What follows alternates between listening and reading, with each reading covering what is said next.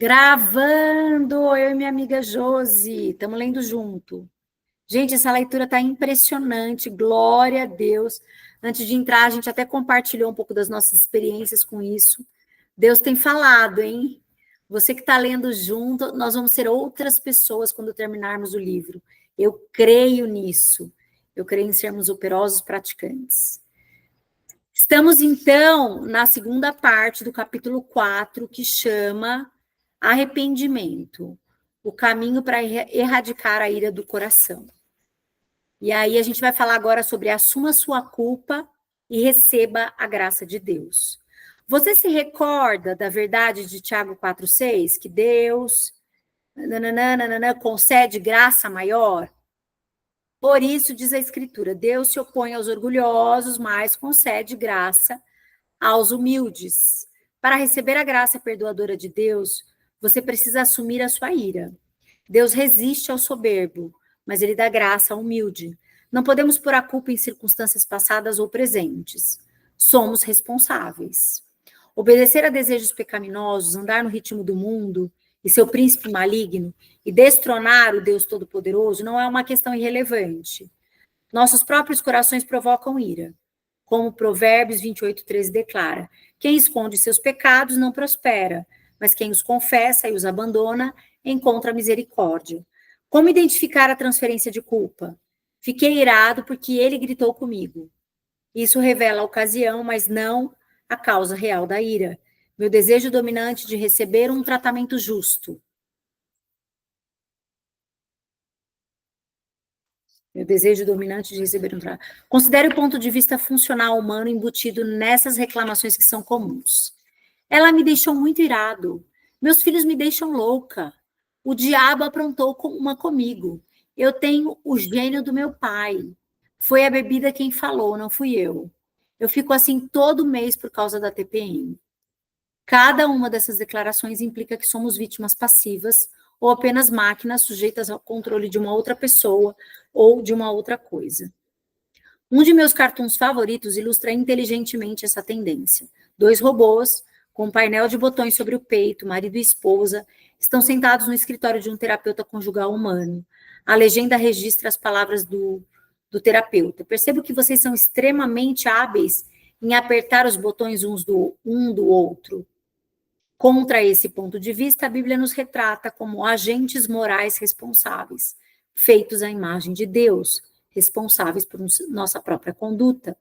Não devemos culpar familiares, amigos, genética, pais, líderes eclesiásticos, sociedade, hormônios, nem mesmo o diabo por nossa ira. Pelo contrário, ao nos humilharmos perante Deus e confessarmos que a nossa ira é nossa mesmo, admitindo que ela procede de nossas mentiras e cobiças idólatras, encontramos a graça perdoadora e capacitadora de Deus. Precisamos nos encontrar com Deus.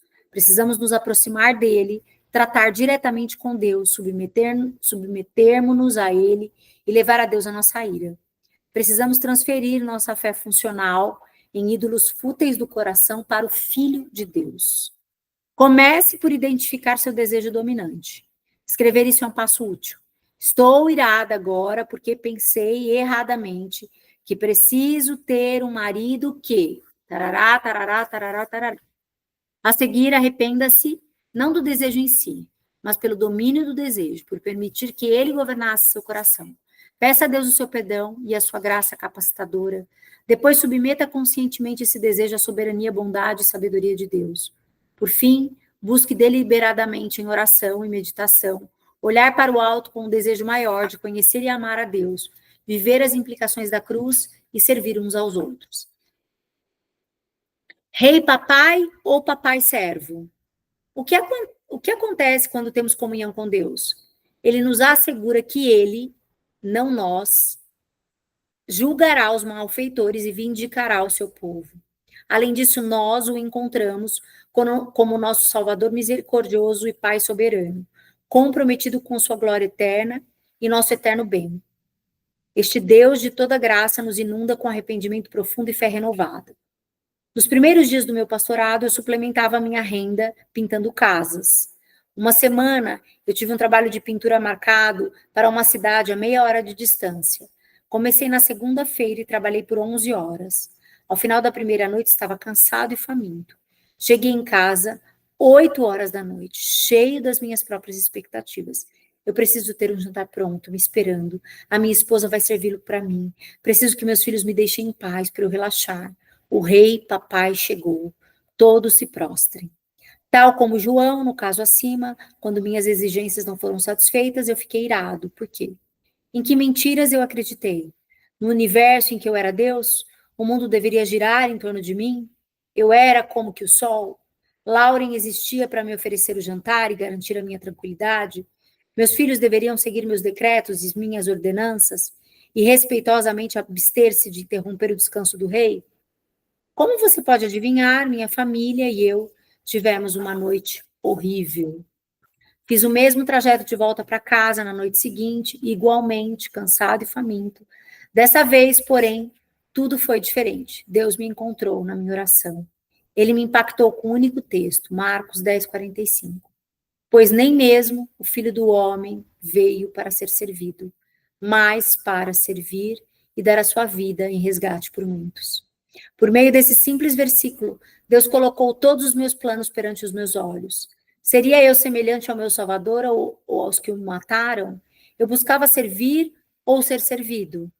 A quem eu buscava agradar? Pois também Cristo não agradou a si próprio. O que aconteceu naquela noite? Eu me aproximei de Deus e ele se aproximou de mim. Meu encontro com o Filho do Homem me transformou. Arrependido do meu egoísmo e agora, de posse de um novo objetivo de serviço, semelhante ao de Cristo, fui abençoado com uma noite de alegria e paz com minha família. Eu submeti meus desejos de alimentação e tranquilidade aos desejos maiores de Deus, isto é, que eu fosse um marido amoroso e um servo para minha família.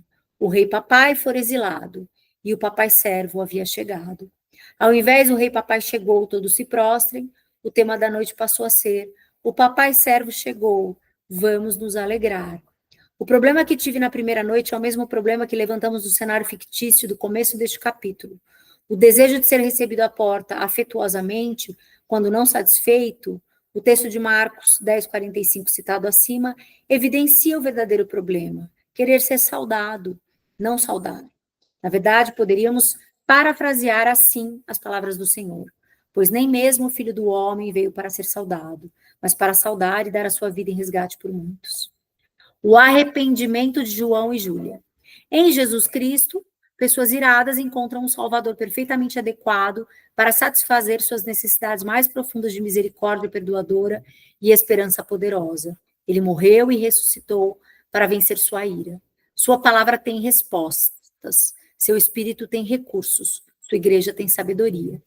Você pode rejeitar o mundo, arrepender-se dos seus desejos dominantes, resistir a Satanás e renunciar ao seu desejo de ser Deus. Ele nos concede maior graça. Como é que essas verdades sobre Deus e sua graça afetaram João, que expressava sua ira aos berros, e Júlia, que se retraía quando irada? Felizmente, eles tiveram seus corações transformados. Vamos encerrar este capítulo escutando o seu arrependimento. Observe especialmente sua recém-encontrada e diferenciada conscientização dos maus desejos que impulsionavam a sua ira. João. Senhor, tu sabes que eu gostaria de ter uma esposa que mantivesse a casa limpa e em ordem, controlasse melhor as crianças e mostrasse mais interesse sexual. Eu não preciso ter essas coisas. Reconheço que em Cristo eu não preciso delas, embora muitas vezes viva como se precisasse. O desejo de ter tais coisas muitas vezes me controla. É por isso que eu critico a Júlia. É por isso que eu grito e eu me enfureço. Senhor, eu tenho obedecido ao mundo, à carne e ao diabo. Pai, me perdoa. Eu tenho absorvido as mentiras do mundo. Ajuda-me a rejeitá-las. Eu tenho cooperado com o diabo que está criando um abismo entre mim e a minha esposa. Ajude-me a resistir a ele. Acima de tudo, eu tenho brincado de Deus. Usurpei o teu trono ao exigir que o meu reino venha e a minha vontade seja feita. Obrigado pelo sangue de Jesus, teu filho, que pagou por todos os meus pecados, tanto pelas minhas palavras intempestivas, quanto por meus desejos idólatras. Obrigado porque ele morreu e ressuscitou por pecadores como eu. Obrigado por teu espírito que me capacita a amar a Júlia como Cristo amou a igreja e se entregou por ela numa morte sacrificial. Ajuda-me, querido Senhor, a morrer por mim mesmo e a viver para ti. Ajuda-me a amar a Júlia com o teu tipo de amor. Sê comigo hoje à noite quando eu pedir perdão a ela. Amém. E a oração de Júlia. Senhor, tu sabes o quanto eu gostaria de ter um marido mais gentil, mais paciente, menos crítico. Tenho certeza que é isso que tu queres para o João, mas isso é entre ti e ele. Senhor, eu tenho pecado. Meu desejo por tais coisas fez de mim uma esposa antipática, fria e amargurada. Eu gostaria que João mudasse, mas eu não preciso que ele mude. Que eu possa ser, com a tua ajuda, uma esposa gentil e semelhante a Cristo.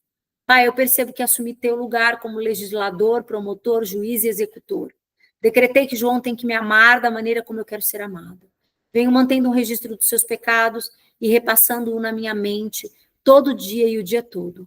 Eu o julguei e eu o declarei culpado. E impus minha sentença afastando-me dele e criticando-o perante meus amigos. E mostrei-me preguiçosa quando ele pediu que cuidasse melhor da casa e dos filhos. Vejo agora quão ardilosa e ímpia eu tenho sido. Eu dei crédito às mentiras do mundo, mesmo aquelas encontradas em alguns livros cristãos de autoajuda sobre as necessidades da esposa. Eu cedi às tentações de Satanás. Estou arrependida. Perdoa-me, Senhor, dos meus muitos pecados, especialmente dos que eu cometi em meu coração. Obrigada por teres enviado Jesus para morrer por mim. Ajuda-me a viver para ele. Ajuda-me a descansar em sua justiça. Ajuda-me a submeter meus desejos, mesmo os bons desejos, a ti. Ajuda-me a perdoar João como tu me perdoaste. Ajuda-me a ser uma esposa que te agrada e que serve ao seu marido. Amém. E agora aquela parte do final, que é para reflexão posterior e aplicação à nossa vida. Ponto 1.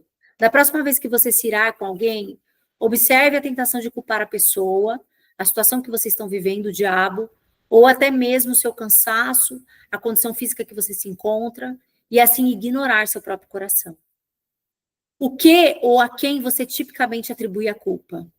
Lembre-se das advertências de Tiago, 1, 13 a 15, 3, de 13 a 16 e 4, de 1 a 3. Com frequência, um pastor presbítero, um amigo cristão maduro, poderá ajudar você a perceber esses pontos cegos. Segundo, decore Marcos 10, 45. Da próxima vez que alguém não o tratar como você gostaria de ser tratado, use o princípio de serviço que está em Marcos 10, 45 para perguntar-se se tem mais vontade de servir ou de ser servido. Por exemplo, se alguém deixar de cumprir uma promessa, de responder a um telefonema ou a um e-mail, use a oportunidade para recordar se você mesmo já não deixou de fazer o mesmo com alguma outra pessoa. 3. Continue a redigir seu diário recomendado no final do capítulo 3, mas acrescente um quarto item listado abaixo. Sua situação, quem, o que, onde, quando, e resumo o que aconteceu. Sua conduta, o que você disse, o que você fez ou sentiu em resposta ao acontecido. Resuma suas palavras, suas ações e emoções, especialmente aquelas que são negativas. C, seus pensamentos e desejos, no que você pensava ou o que você queria naquela situação. Resuma suas atitudes, seus pensamentos, seus desejos, suas motivações, que podem ter motivado o comportamento errado. Observe-se aí há alguma dinâmica daquele tipo bom desejo, mau Senhor. D, respostas de Deus. Como Deus deseja que você lide com essa situação agora? E da próxima vez que ela acontecer? Que mudanças em sua conduta e em seus pensamentos, desejos e motivações parecem necessárias? Que passos você deve tomar para arrancar essa ira pela raiz? Quarto ponto. Decore Tiago 4:6. Peça diariamente a Deus que lhe ensine e derrame sobre você sua graça poderosa e capacitadora, de modo que você lide sabiamente com as situações que tipicamente o provocariam a ira. Quando seu coração irado se levantar no seu íntimo, lembre-se da promessa divina de opor-se aos orgulhosos, mas de lhe dar graça se você se humilhar. 5. Reveja as orações de João e Júlia acima e destaque como cada um deles chegou a perceber que a sua ira era idólatra. Brincar de Deus, dar ouvido à voz do inimigo, colocar pessoas e coisas acima dele. Use todas essas orações para motivar-se ao seu próprio arrependimento e à comunhão com Deus em oração. Finalizamos. Maravilhoso.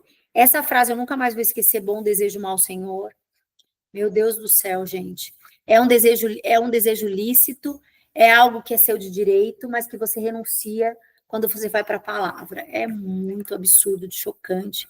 Eu estou boquiaberta. Espera aí que eu vou conversar com a Josi. Amanhã a gente se vê no capítulo 5. Tchau, gente. Ai, meu Deus. Bom,